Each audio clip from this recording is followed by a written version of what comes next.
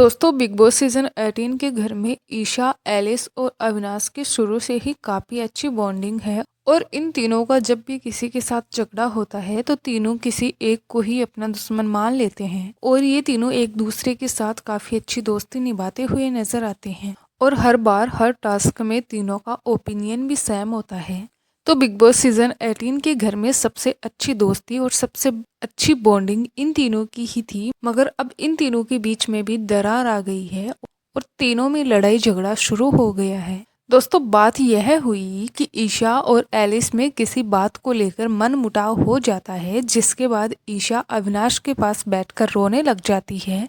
तो ईशा को रोता हुआ देखकर एलिस 3-4 बार आकर उनसे पूछती है कि तुम आखिर क्यों रो रही हो, वजह जानना चाहती हूँ मैं इसकी।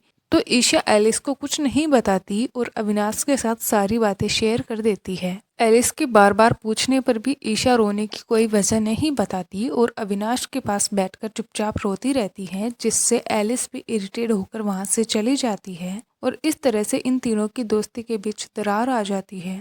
इसके बाद यह देखना दिलचस्प होगा कि आखिर इन तीनों की दोस्ती यहीं खत्म हो जाती है या फिर वापस से तीनों एक दूसरे से राजी हो जाते हैं। फिलहाल तो ईशा काफी ज्यादा नाराज है एलिस से और उनसे बात भी नहीं कर रही है।